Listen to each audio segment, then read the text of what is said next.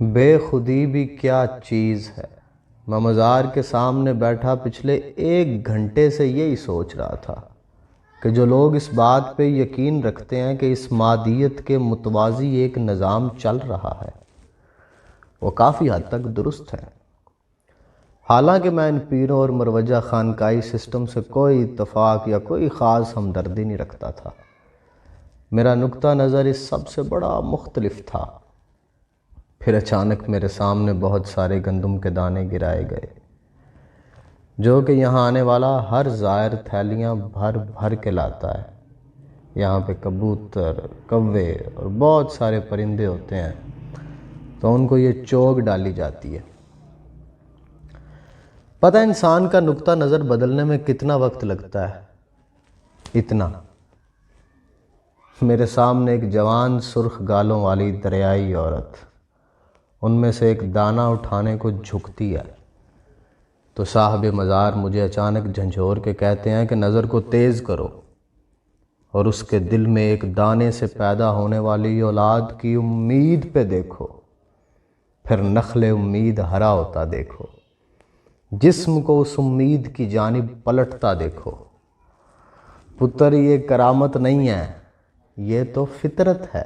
جب نقطہ نظر بدلتا ہے تو دنیا بدل جاتی ہے۔ پتہ ہے جب انسان قبول اور انکار کے درمیان ٹنگا ہوتا ہے تو یہی سرگوشی انسان کو پل صراط سے گزار کے اطمینان کی جنت میں داخل کر دیتی ہے۔ باقی ان اللہ کے بندوں کے پاس ویسا کچھ نہیں ہے عوام الناس کے لیے جیسا عمومی طور پہ لوگ خیال کرتے ہیں۔ ہاں، جب جو انسان جس مقام پہ حاضر ہوتا ہے تو تب اس کے لیے اگلا دروازہ یہ استاد کھولتے چلے جاتے ہیں۔ میں نے جب پہلی بار دیکھا تو حیرت تھی، جب دوسری بار دیکھا تو جہد مسلسل کا ایک پروانہ تھا، اور جب تیسری بار دیکھا تو اطمینان تھا۔ مجھے احساس ہوتا ہے کہ جیسے شعور کی جراحت ہو رہی ہے اور شفا کی جانب قدم اب بھاگ رہے ہیں۔ خیر، یہ اور بات تھی۔ نظر حقیقت شناس ہونا بھی ایک اعجاز ہے، لیکن یہ ایک آزمائش بھی ہے۔ میں سوچتا ہوں کہ اگر پردہ اٹھ جائے تو جناب موسیٰ علیہ السلام کے ان 40 درویشوں کی سی حالت ہو جائے، لیکن جو نظام چلا رہا ہے نا، وہ سب کچھ اس متوازی و غیر مادی نظام کے ذریعے وقوع پذیر کروا رہا ہے۔